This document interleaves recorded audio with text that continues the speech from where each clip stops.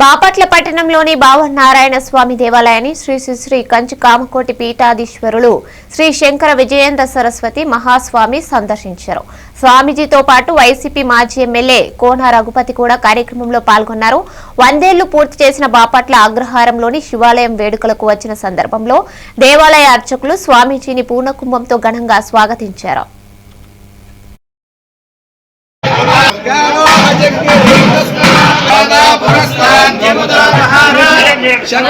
విద్వాన్ ప్రతిశస్త్రస్రః తమేవం విద్వాన్ అమృతయో భవతి.